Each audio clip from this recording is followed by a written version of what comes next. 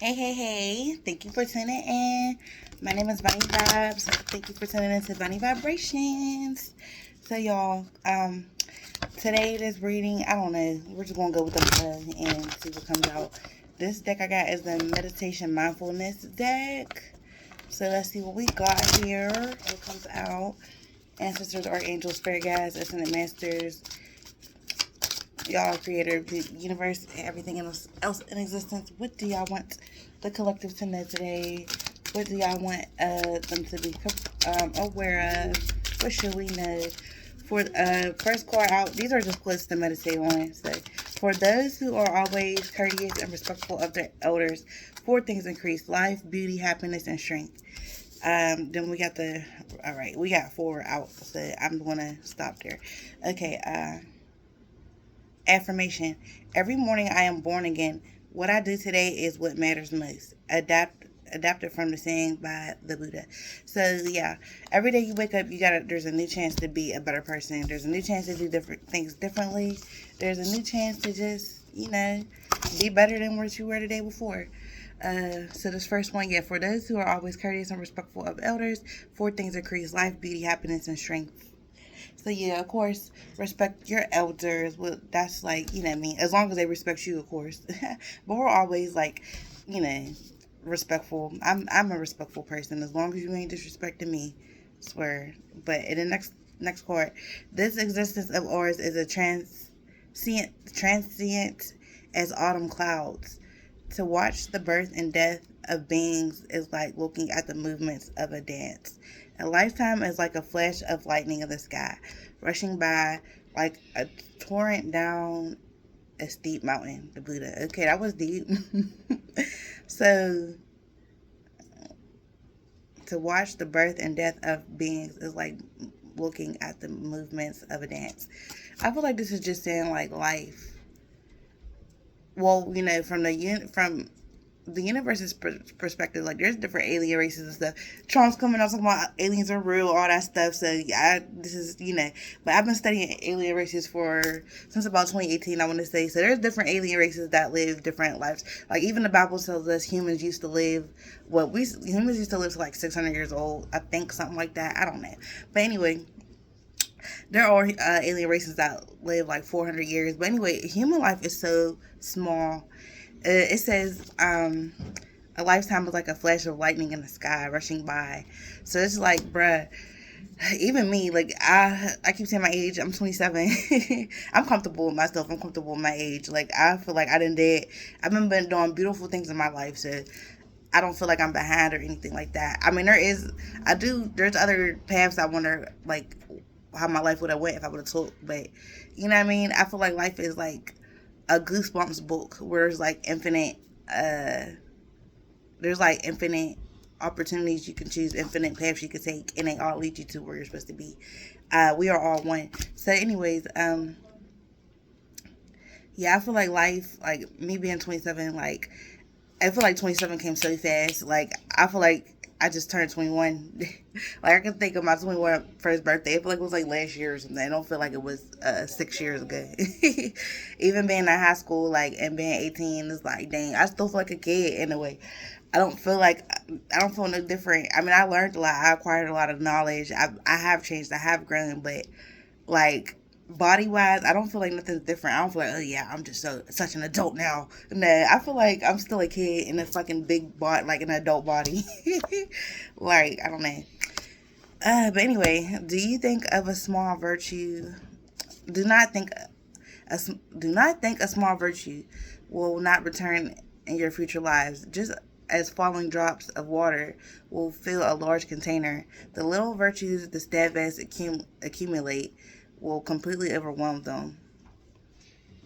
So I feel like just saying like, a small virtue virtue, like when I think of virtue, I think of like patience is a virtue. So like virtue, I don't really know what that word means. I'm gonna have to look it up. But wait, using context clues, it's like a something valuable to have, like an acquired valuable asset to your life, and to your personality, virtue. Because everybody don't got patience, right?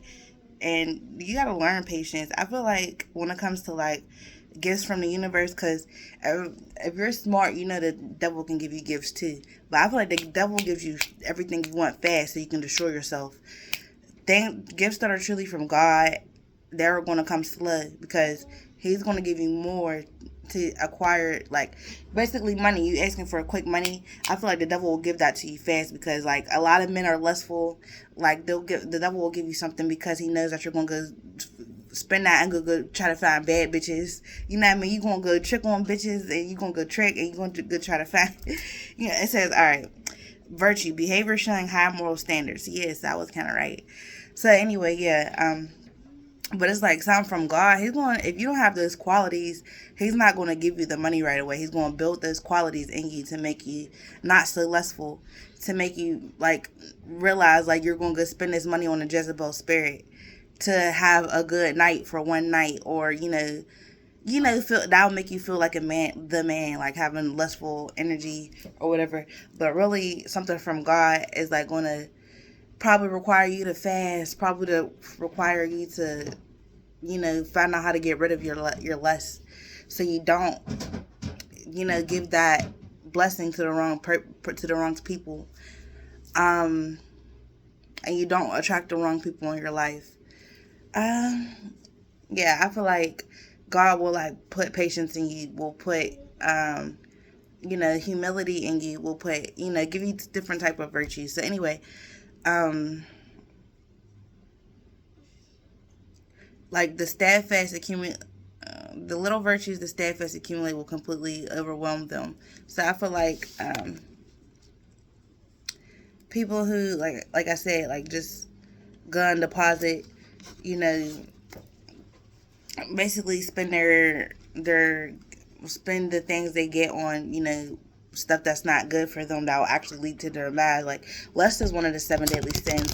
Gluttony, like if you you get money, you just want to go eat every day. Like gluttony is a sin, because you can die from being overweight.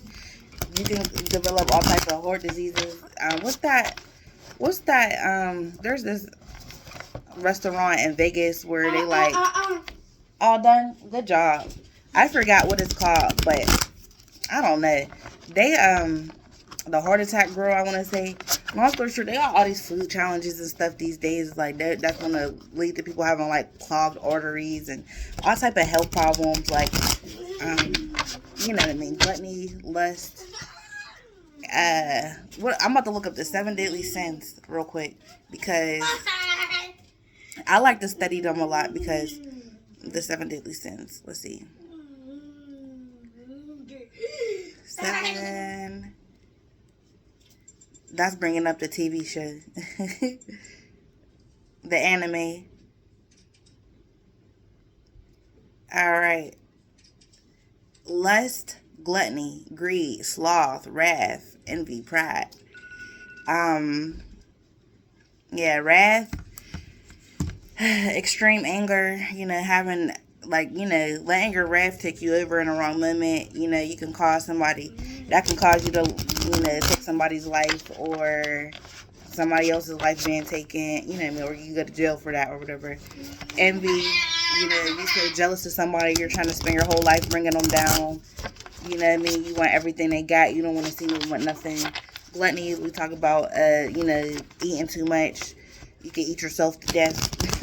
Greed, being greedy, not sharing with others, hoarding wealth. You know what I mean? You can look at greed and gluttony the same, but gluttony is more so for food, and greed could be for just wanting power, wanting all type of, wanting everything and not wanting nobody else to have it. Sloth. Sloth, I believe, is being lazy. Like you're just sitting around, not getting things done. You're not putting in the work to get to the life that you want. You know what I mean? Pride, being prideful, being too prideful. Basically, not knowing how to sometimes like humble yourself or show humility for others. You know what I mean? Then thinking you're too good for certain stuff. You know what I mean? Like sometimes you might have to go work that burger flipping job for a little bit so you don't fall off. You know what I mean? Thinking you're too good for certain type of jobs. You know, some people will really sit here and be drug dealers. You know what I mean? I'm not gonna take these ones because I don't like the way they came out. But some people will be drug dealers and they think they're too good for a real job, and then next thing you know, they go to jail. You know, for like 10 years or something, or whatever, how long they go to jail, and then what, they don't got no choice but once they get out, but to work that type of job. You know what I mean? But to work the job that they thought they was too good for from the beginning. Sometimes. Anyways, what messages do y'all have for the collective from this deck from Tarot today? What messages? What do y'all want the collective to know? What do they need to be aware of? What are some messages that y'all want them to know from Tarot?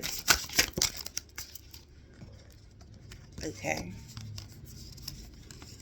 We got the Five of Cups in reverse. We got the Two of Cups. Five of Cups in reverse. Two of Swords upright. What's up?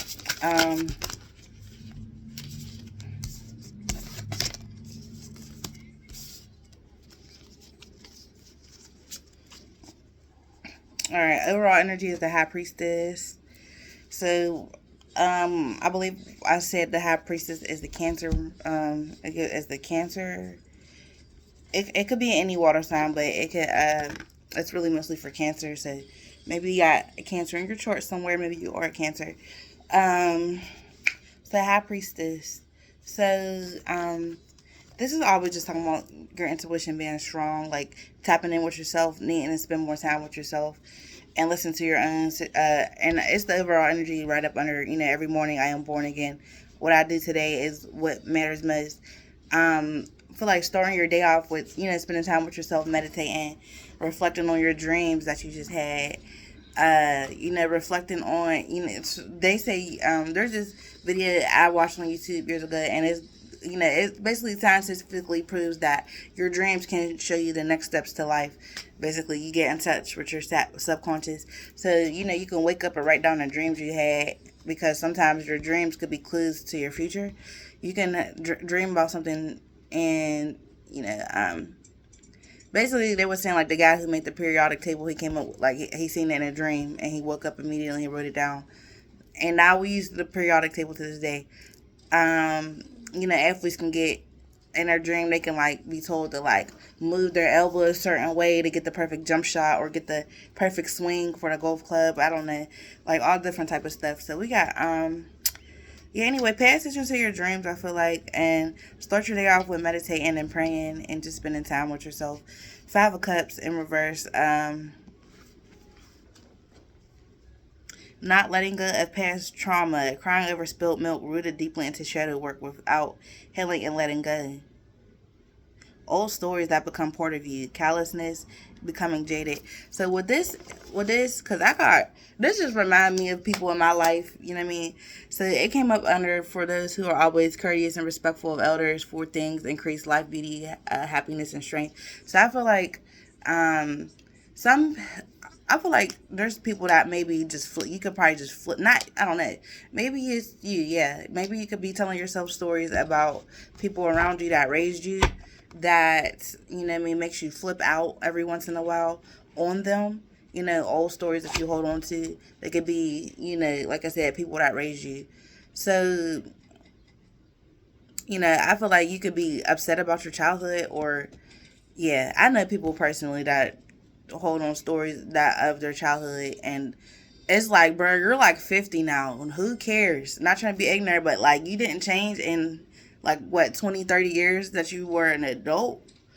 You're still telling yourself the same stories about your childhood. You're like 50 and 60, and you still have you're still holding on to all this trauma that you've been through. You know what I mean? That you feel like your mom and dad and your grandparents put you through. I mean, there's nothing wrong with that, but at some point, you stand around on people and you just want to call them every once in a while and flip out and spaz out about your childhood, your bandit. Like, all right, don't get me wrong. Like, I feel like if somebody's coming towards you, disrespecting you, that's different.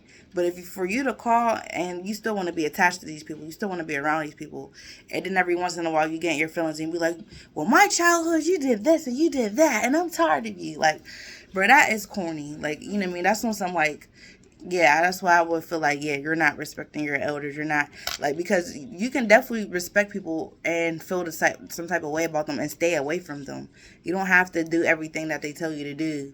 You don't have to, you know what I mean? You can, why are you around them if you feel like your childhood was so horrible or whatever? Like, some people need to get away from the people who cause them trauma in their childhood so they can learn to live a better life. You're supposed to stay away from those people. You can cut them off. You don't have to be around them. You're not obligated to do anything for them. Because at the end of the day, if that person has issues where they need help now, they should have been a better person when they were younger. You know what I mean? To their kids or to their grandkids or whatever. And then they will have somebody to take care of them.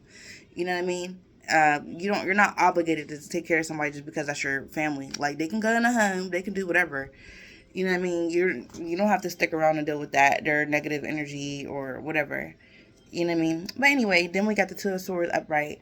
Stalemate, crossroads, making a difficult choice, opposing ideas and options, choosing the best route of action, memory, and thought.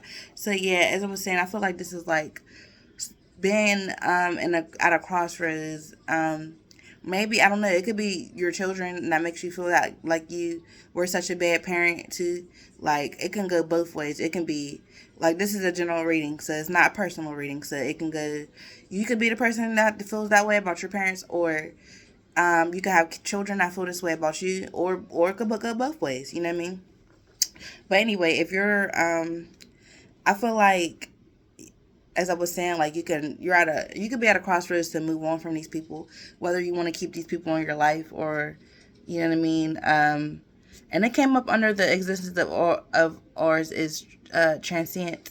It's autumn clouds. I don't know if I'm saying that right, but hey, transient. I'm thinking like see through or whatever. Or anyway, to watch the birth and death of beings is like looking at the movements of a dance.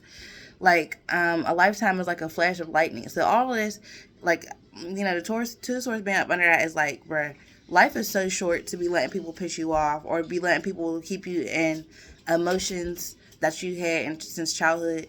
Like, when I say I know people that are literally in their 50s, 60s, 70s, still talking about what their parents did to them as kids, it scares me. Like, I never want to be like that because, like, why are you so old? Why did you live all this life and you were never able to heal? So, like, that goes back to the Five of Cups in reverse, being stuck in shadow work and not letting go and not actually coming out of the shadow work. Like, okay, you realize that you've been through all of this as a child, but what are you going to do about it now? Are you going to just stay in it? It's like, the Two of Swords is like being at a crossroads, being blinded, not knowing which way to go, but you got these crows picking at you. It's like, are you still going to just let your trauma run the show? Or are you going to just keep feeling lost, like you don't know where you're going in life? Keep letting that, keep telling yourself the same stories. And then Knight of Pentacles is up under we are all one. Let's see here. And that's not fair to put that onto the next person. To, like, you could go to therapy because therapists are paid to listen to that type of stuff. But at the end of the day, putting out on the people around you, putting out on your kids, it's not fair to your kids. It's not fair to even the people that you feel like if you're the person doing that to your parents, it's not fair to your parents to keep hearing that because they probably did the best they could have did with the lifetime that they were in. And the trauma that they had too. Maybe they got unhealed trauma that they never wanted to work out. So for you to keep trying to beat a dead horse and tell people what they did wrong, and how is that going to go back and change your childhood? It's not. It's not going to change the things that you've been through. Even if they were to break down and say sorry, would you want to beat them up forever? You want them to feel guilty forever? It's like, well, how is that helping you move forward in your life? So anyway, Knight of Pentacles in reverse. Focusing solely on wealth, workaholic tendencies, being selfish or cold, laziness, taking harmful shortcuts, stagnation or feeling stuck, being overly conventional. I feel like I came up under we are all one. So I feel like you might feel disconnected from others. We are all one, but it's like you just feel so disconnected from the people around you that caused this. But it's like, y'all obviously, your lives are intertwined in some way similar, but workaholic tendencies. So maybe you could work yourself a lot, trying not to, maybe you could work a lot trying not to deal with these emotions and focusing solely on wealth. Maybe you think money is everything. Maybe you think money will change your situation and help you to get rid of any negative thoughts you have, but that's honestly not true. Money sometimes make things worse. There are millionaires who commit suicide, overdoses, all type of stuff. You know what I mean? So, you know, like I said, sometimes the devil will give you what you want to destroy yourself. Like there are a lot of people who chase fame, chase fortune, like the Temptations movie. You know, there what's his name? David Ruffin. You know, he was like, you know, he's the what he say, ain't nobody coming to see you, Otis. Like, you know, he felt like he was the star. He felt like, you know, he was the one, like he's very prideful. I'm happy I looked up the seven deadly sins because yes, pride. But he was very prideful. Guys still kicked out the group because he started feeling like he's the only one. I mean, and there's probably a lot of people that feel like he was the star. But at the end of the day, you gotta be a little, you know, consider your group mates as well. And at the end of the day, he got so much money, so full of himself. So he got addicted to drugs, and drugs eventually ended up being his downfall. You got so much money. I don't know if he had an overdose or somebody killed him for no money. One of the two. Regardless, it was like a drug related situation. And there are so many entertainers that we hear about overdosing. Like you got unlimited access to get whatever you want. If you don't get your drug habits under control, it's like you're gonna crash out and you're gonna get yourself, you know, you got all this money, you're gonna eventually like overdose, or you know, you could have so much money to where you start feeling like you can get what you want. People will trust that you'll pay them back or whatever, and you might end up losing that money, but people still are like giving you big amounts of, you know, drugs or gamble, or they're trying to gamble. You're gambling large amounts of money and you're losing it, you know, because you feel like you can get it back. But at some point, like somebody might want to come and collect on what they're owed. You know what I mean? So anyway, death card in reverse. It's up under. Oh yeah, that's so funny. I just said that because it's just as falling drops of water will fill a large container. The little virtues the steadfast accumulate will completely overwhelm them. Let me see the death card.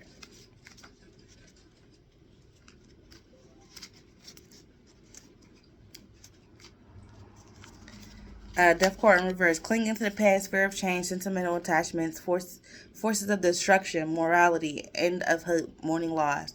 So yeah, as I was saying, like just this whole reading is just about pretty much being stuck in the same cycles, telling yourself the same stories, clinging on to your past, like fearing actually being able, like what the type of person you'll be if you let go of these stories that you're telling yourself. Forces of destruction, like um, also like living a detrimental life, maybe going out drinking too much, maybe, you know, actually doing drugs, you know what I mean, doing having some type of addictions. Even working too much is an addiction because like you're running from yourself, you know, having money, having spending money but not being able to show nothing for it, not knowing how to actually save up money for a rainy day, but like you're doing all this working but you want to go get, even if you don't got no drug addiction, maybe you got a shopping addiction, you could like want to go like ball out and stun on people, make people look like you have a good life with the materialistic things that you have, and really you're struggling deep down, you know what I mean, because you don't know how to save money. um yeah, I think this is gonna be all for that. I think this is like basically just saying like you gotta sit with yourself, because you know, with the high priestess upright, it's like deep down you're supposed to be a teacher, you're supposed to be like, you know, somebody who helps other people grow from these type of situations. You know what I mean? So the more you sit with yourself, the more you pay attention to your dreams, the more you actually work out your subconscious mind and work on your shadow work and learn and grow and develop from your shadow work, the more of a better person you'll become. But yeah, basically you're clinging on, you could be clinging on to old stories, or there's people around you clinging on to old stories that's blame on you. But I feel like this is for you, honestly. Like you could be clinging on to old stories that's keeping you from growing as a person. And, you know, at the end of the day, life goes by fast. Like everybody's time limit is different. Like my dad died at 43. I'm pretty sure he never would have thought he would have died at 43. You know what I mean? And there's people that die very young. Like even if you live to old age, like you're lucky enough to live to 100. Like, you're going to be living out your glory days, and you're going to be telling your old stories about, do you want to still be talking about, 100 years old, talking about how how bad you were treated in your childhood? No, you want to be able to tell stories about how I traveled here, I traveled there. I was I was a beautiful woman. I was on this magazine cover. I was, you know what I mean? You want to tell yourself good stories. But yeah, y'all, that's all I got for this reading. Thank you.